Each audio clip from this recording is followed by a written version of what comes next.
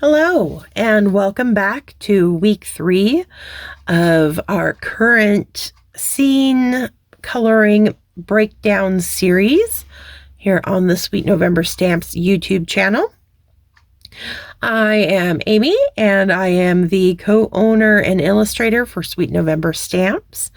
In the past couple of weeks, we have been coloring up Mrs. Claus from the Cup of Cheer 4x6 stamp set.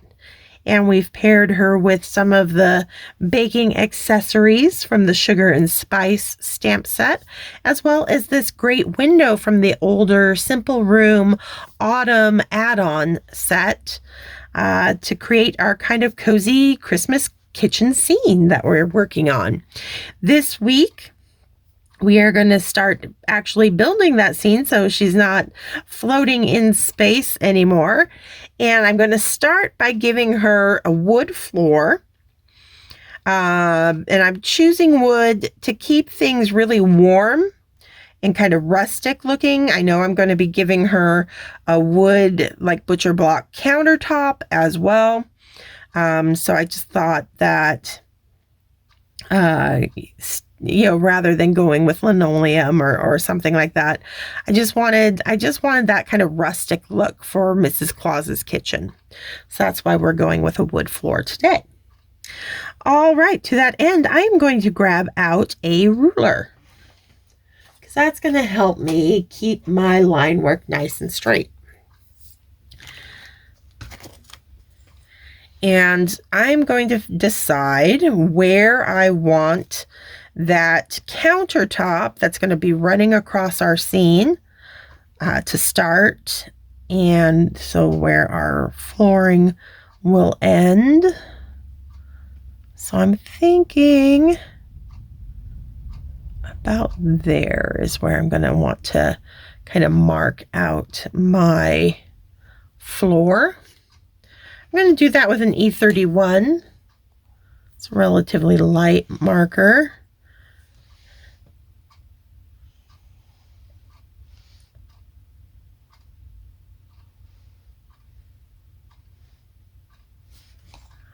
Right.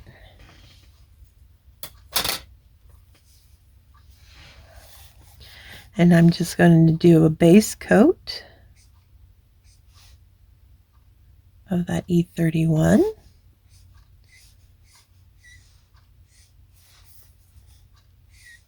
I am working on Copic X-press It cardstock, and it is cut down to 4 1/4 by 5 1/2. So this is a standard A2 sized card front.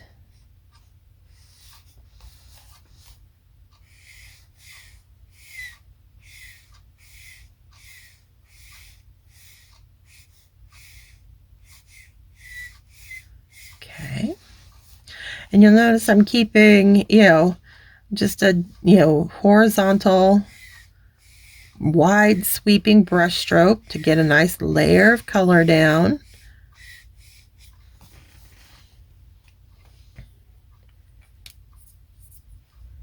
All right, so now I think I'm going to have our boards on our floor run towards us. And so I am going to come in. I think we'll be using E20s, kind of on the red side, which kind of suits our whole Christmas theme. And I'm going to use this really dark E29, and we're going to play with a little bit of 1-point perspective, and you can use a ruler if you need to keep your lines consistent. I just kind of wing it. There is also, we have a really great The Simple Room background builder stamp in the store, creates this floor for you. But because this is a scene building, I wanted to just show how I do it by hand. But if you don't want to, if you're a little scared of putting the line work in yourself, definitely want to check out that Simple Room background builder, because it'll do the work for you. You just got to, you know, mask off your little characters before you stamp it down. But then you're good to go. So you'll notice my lines, when I'm bringing boards in a floor forward, they are wider as they near us and come to the bottom of the card, and they narrow as they move back into space. And you want to keep that consistent as you're adding each of your floorboards in. So you have about the same amount of space in the back between each board, and then you just let it widen as it comes out. And mine's not, you know, when I'm doing this freehand, it's not perfect. I do have a lot of practice at it. But also I'm really, you know, if some boards are a little wider, some are a little bit more narrow, it really, you know, it doesn't bother me. Because, you know, these backgrounds, you know, I keep saying it, but it's because it's true. They're not the star of the show. You know, I just need them kind of setting the scene. So as long as they kind of give it the gist of what I'm after, I'm good. You know, if some of my boards are a little wonky, if say Santa's elves weren't working up to code when they were building the kitchen, it's all good with me. So just doing a little drop shadow underneath our cabinets where they're going to go with that dark while I have it out. Okay. Oh, and I also will go ahead, give her a little bit of drop shadow while I've got the E29. Just a little bit underneath her feet to help ground her on that floor there. All right. I'm going to come in with E27 next.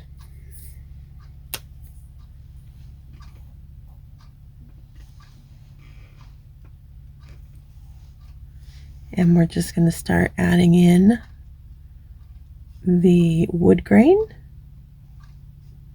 on our wood flooring. I'm just going to do that with the very tip of the nib, very light hand to a little heavier hand. I'm going to, because when you play with pressure, you know, and you start some of your line a little darker, let it taper and get lighter and go dark again, that's going to create more of that organic and natural kind of wavy line work that you see in wood grain. So you really want to have fun playing with pressure on your pen, you know, as you're pulling your line work. Just, you know, give it, you know, a little bit more push with your hand here and there, lighten up. You can do the little squiggly knots in the wood.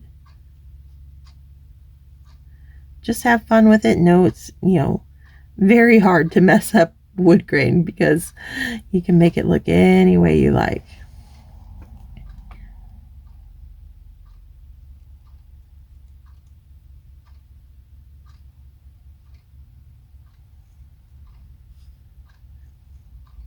Some, you know, kind of stop and start back up, let it skip around, keep it nice and loose and organic, and you can't go wrong.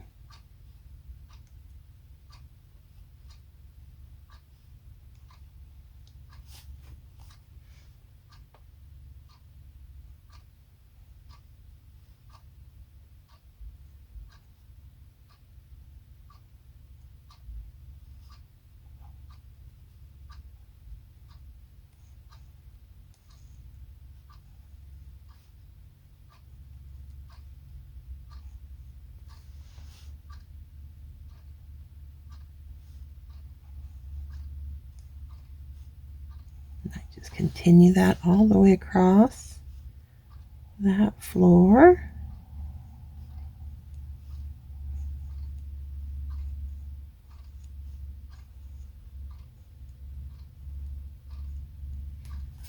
Like so. Now, I want to play up the spacing in between my boards. I've kind of lost them a little bit with adding the wood grain in. So I'm going to come in with E47 and just right over top the E29. I'm just going to, on either side, kind of reinforce. That's going to help create those little kind of shadows in between the boards where they kind of join together. I'm going to play that up and reinforce that before we start adding any more layers into our flooring, just so we don't lose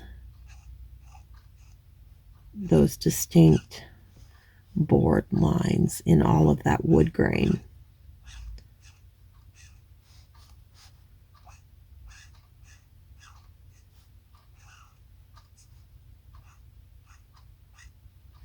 We'll reinforce it underneath the cabinetry that's going to be there.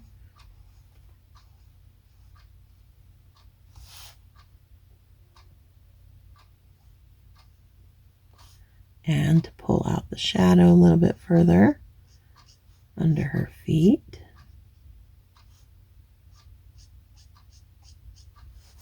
Okay.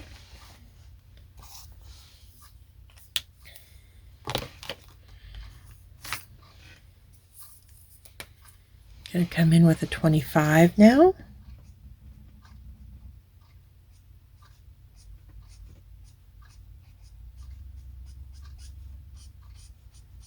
And just sweep that in. Oops, that's okay. We're just going to be doing a kind of a redwood cabinet anyway, so even if I get any little oopsie lines there, they're not gonna stress out about it.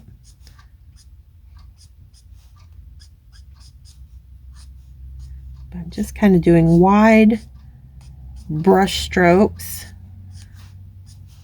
to kind of knock back those, wood grain stripes a bit.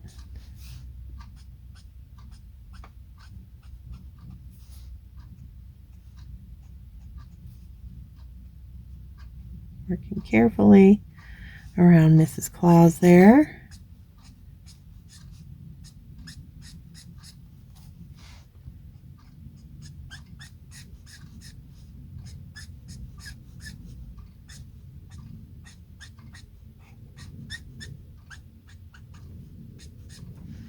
Okay.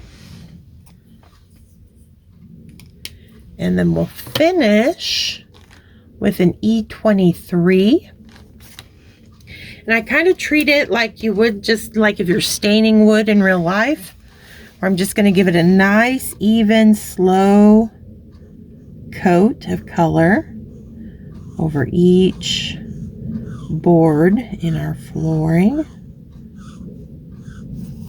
And look at how beautifully that just melts everything together. Let that ink really soak and saturate your cardstock.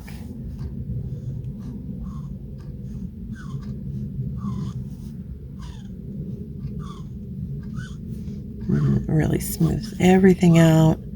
Makes that wood grain look a lot less busy. Everything's coming together very cohesive. Finished look.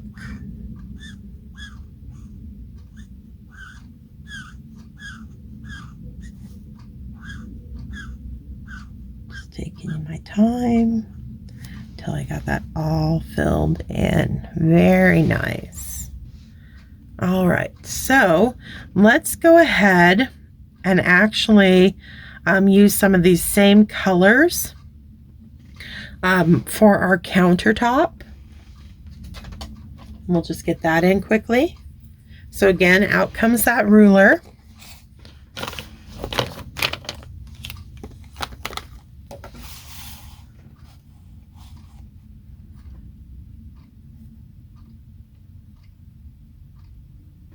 We're gonna give ourselves a line for the top of the cabinetry and our little countertop that we're creating.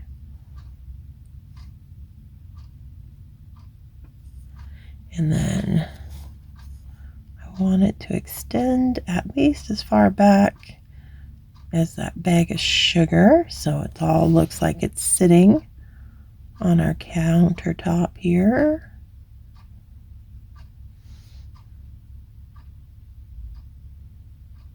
There we go.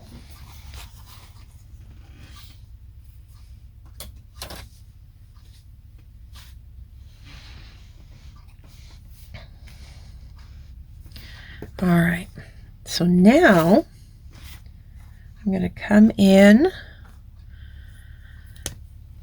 that E29, and the front of that, kind of the lip of the counter is going to be dark because that light is up here, so the top of the countertop is going to be lighter than that side, the edging.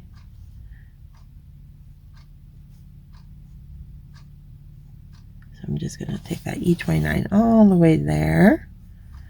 Okay.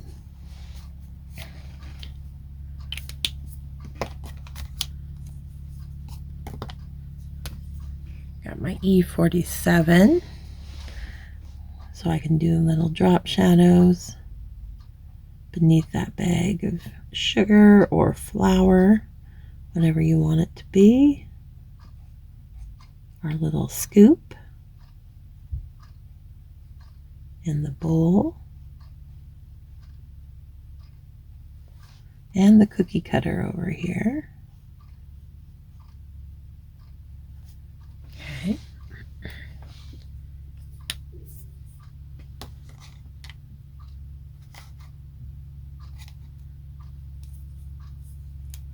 I don't think I'm going to worry about the wood grain so much up here. I'm just going to play with the shading. E27. I guess I might do a few little lines. Really sketchy and loose, not too many. But just a hint at the wood kind of butcher block top. Okay. So a lot, less detailed than that flooring down below.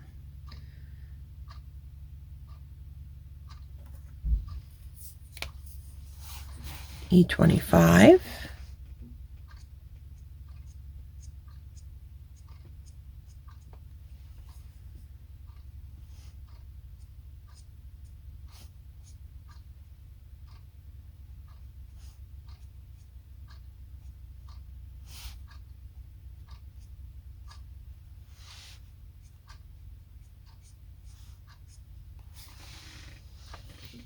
And finally that E23.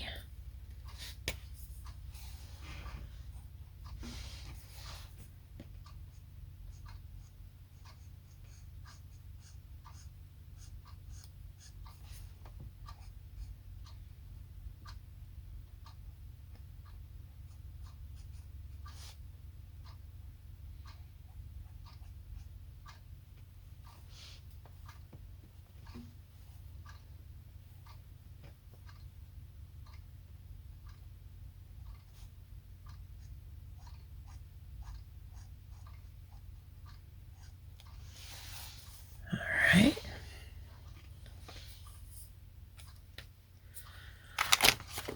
So now we've got our floor, we've got our counter. Let's go ahead and just finish the cabinets underneath. And as I mentioned last week or the week before, I'm thinking in terms of kind of red wood or red paint on our little cabinets. So I'm going to come in with R14.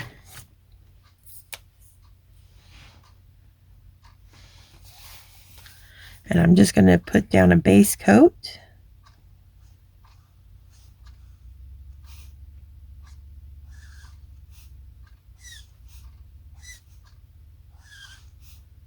Of color.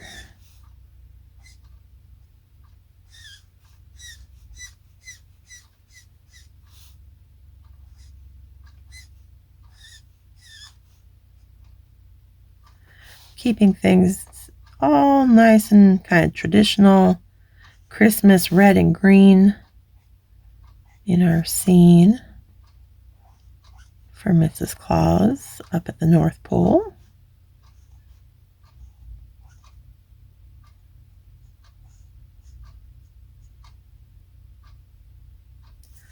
All right.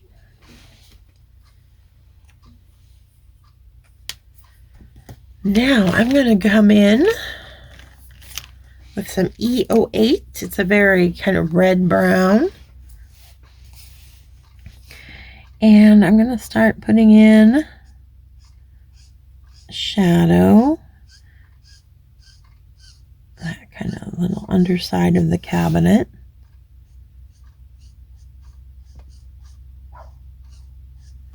And then we want a little bit of shadow underneath the countertop where it overhangs. All right.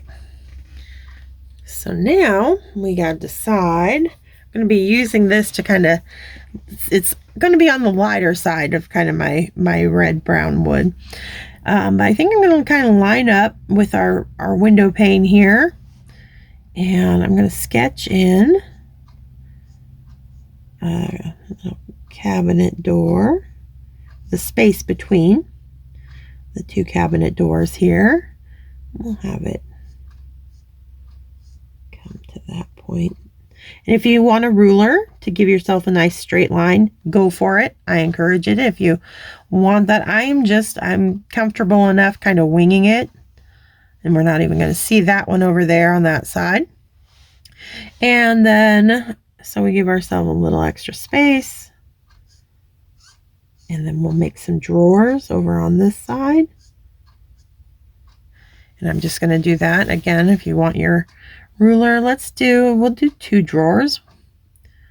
So we'll do just a line down the center of that space between the 2 drawers that we're going to be creating there.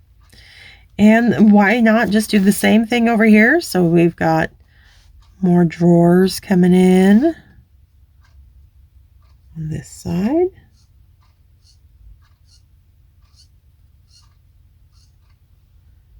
Okay. So very simple. I'm trying to keep this so it's not, it's scene building without the intimidation factor, because this doesn't require a lot of drawing skill. It's basically, especially if you've got a ruler in hand, you're just dropping in lines and then shading appropriately. So we're just, we did 2, but if she wasn't standing there, you'd have 3 vertical lines for your doors, the little cabinet doors, and then you kind of switch over and do your vertical lines, or horizontal lines going across, and you build as many little drawers as you want into that space. So it's just dropping in lines. That's all it is. So you don't have to be scared of giving this a go. All right, so I'm going to come up to, I think, an E18. Now that I've kind of basically sketched in my cabinetry, I'm going to now give it the dimension to make it look convincing within the rest of the scene. So E18, again, that drop shadow underneath our countertop. And down here at the bottom, beneath our drawers and our little doors.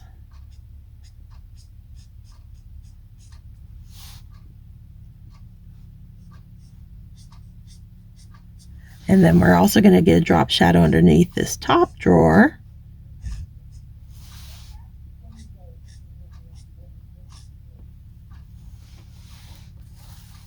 And we'll deepen the space between.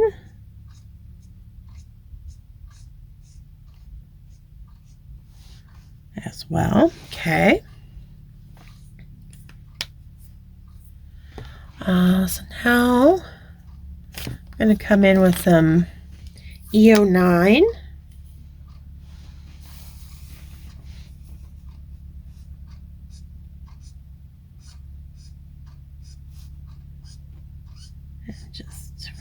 bottom side. Add a little bit of more color. And then on our doors, I'm going to pull up from the bottom. Like so.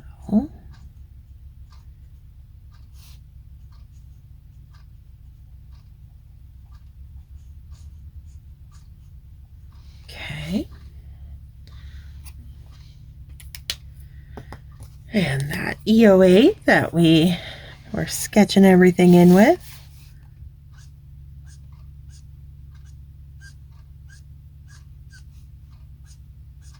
And I'm just building up my shading for before I come in with my final 2 red colors to really brighten this up.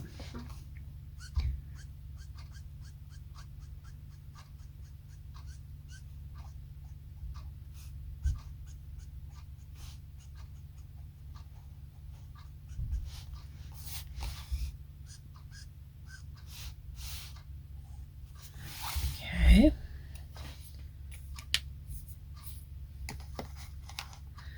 Now I think I'm going to come in with some R17.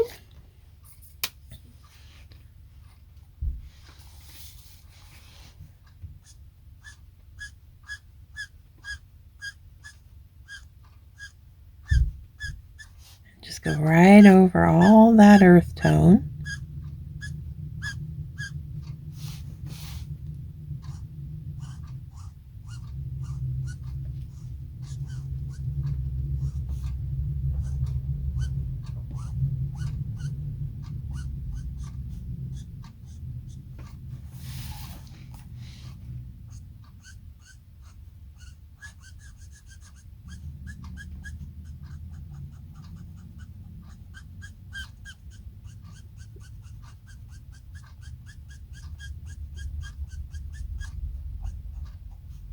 Filling in most of that space. Just leaving kind of little slivers to finally finish off with the R14 that we started with.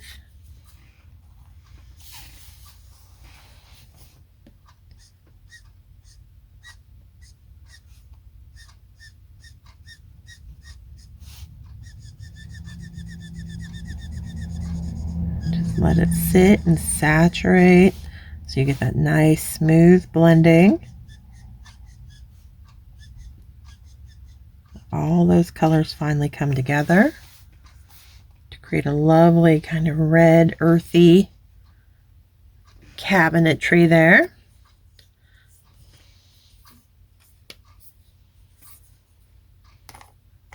And I'm gonna let that dry.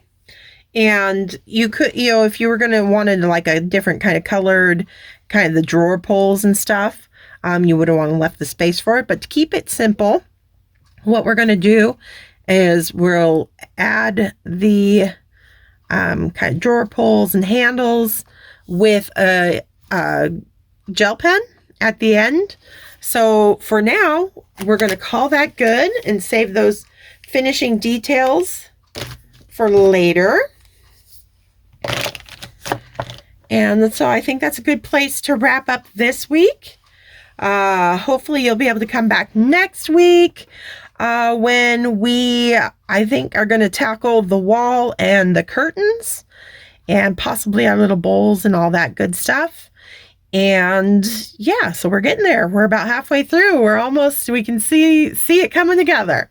So thanks for joining me this week and stay crafty, my friends. Bye.